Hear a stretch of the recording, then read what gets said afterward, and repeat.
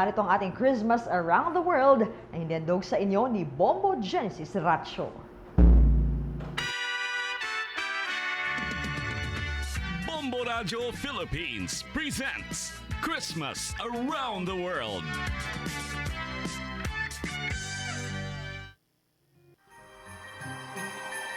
Sa ating Christmas Around the World special ngayong araw, ating tutunghayan kung paano ang pagdiriwang ng Pasko sa bansang Iceland.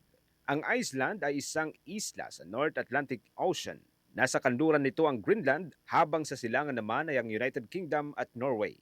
Bagaman hindi katulad sa Pilipinas na Setyembre pa lamang ay nagsisimula ng lumabas ang mga Christmas decoration, sa Iceland, saka lamang umano nararamdaman ang malawakang preparasyon pagsapit ng Disyembre. Gayunpaman, nananatiling mahaba pa rin ang selebrasyon dahil nagtutuloy-tuloy ito hanggang sa Enero ng susunod na taon. Ayon kay Bombo International News Correspondent Ronald Fatalia, katulad din sa Pilipinas ang mga nangyayaring paghahanda roon. Magagarbong Christmas decorations, malalaking Christmas tree, naglalakihang regalo, mga Christmas lights, at mga pagkain. Usually nag-start talaga sila hindi as early as September like Pilipinas. Dito ang Christmas nag-start talaga pag December na. So people usually like mga Icelanders nag-start sila maybe early December.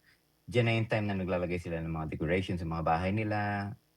Nag-start na silang magbili ng mga present. Gaya ng mga recently nag-start na yung mga Black Friday saka yung mga Cyber Monday dito sa Iceland. Before, they don't do anything until the last minute. Doon na sila naglalagay ng mga Christmas tree.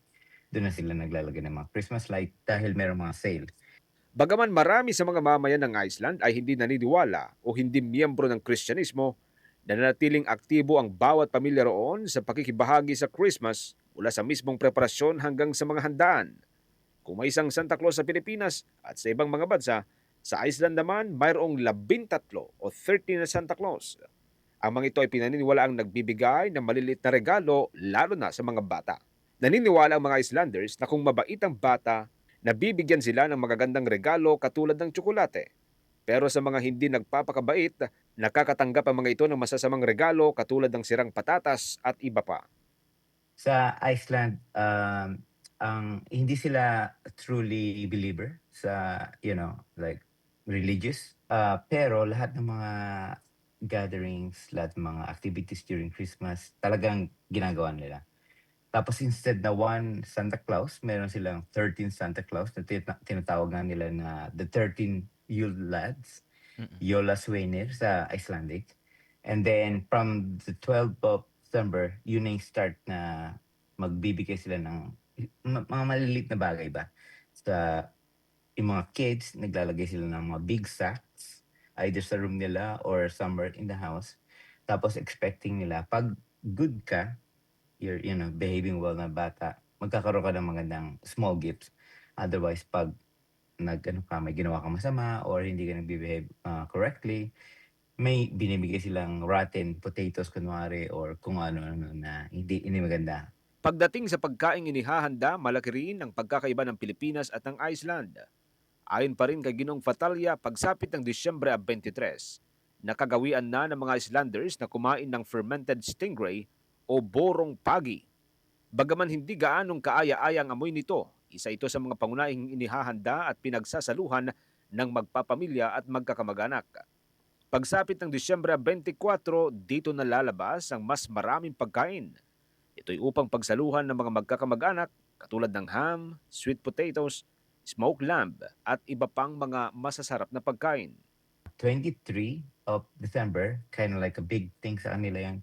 That's when they eat yung fermented stingray na pag pumunta ka sa mga bahay ng mga Icelanders, maamoy mo talaga. Maamoy mo talaga yung fermented na amoy na, pero pag natikman mo naman siya, masarap talaga siya. So parang nagki-clear yung yung sinus mo, yung nose mo, maki-clear niya.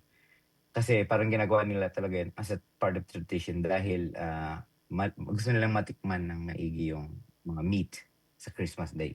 So on the 24th, yun yung talagang night na nagse-celebrate sila ng Christmas. Doon yung nagsasama-sama yung mga family, nagluluto sila ng mga leg lamps, yun yung one of the best meal na na-taste ko na nga rin na yun yung lagi rin namin sineselebrate dito. Ham, leg lambs, and then sweet potato. Yan yung mga typical na mga pagkain ng mga Icelanders. Alam nyo bang kakaunti lamang ang bilang ng mga Pilipino sa Iceland?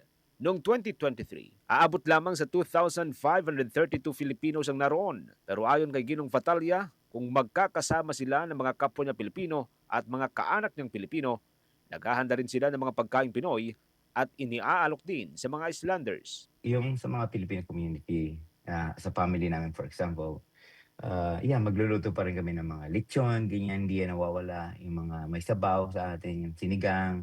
Tapos may mga, of course, minsan may pansit din tayo kasi namimiss lalo na yung mga lutong atin talaga na Tagalog. Minsan may mga adobo.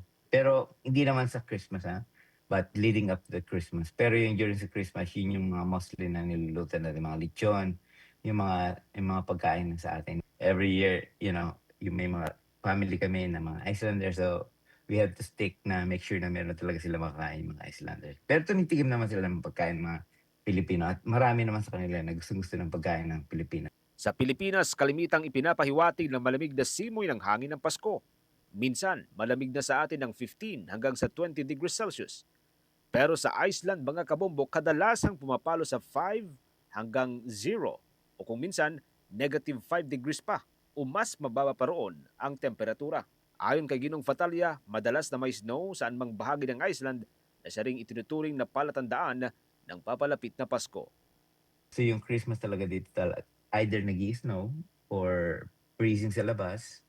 Tapos yung mga cars namin talaga may mga nails talaga siya kasi hindi ka pwedeng makapag-drive ng summer tires lang. Pag tumingin ako sa kalsada namin dito sa parking namin ngayon, parang mayroong ice skating sa labas. Makikita mo talaga yung kalsada super clear na pwede ka mag-ice skating. Pero kalsada lang yun.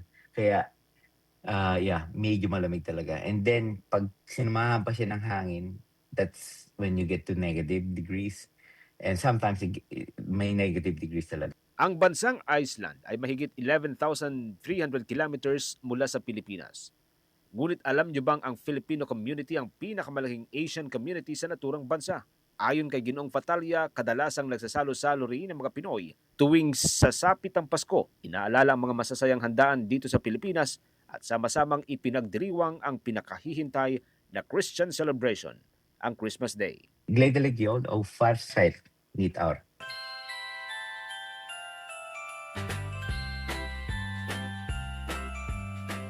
Yan ang ating Christmas Around the World special ngayong araw. Ako si Bombo Genesis Ratio. And this is Bombo Radio Philippines, the #1 most trusted source of news and information, Basta Radio. Bombo! Watch out for another edition of Christmas Around the World. Various celebration of Christmas by different countries.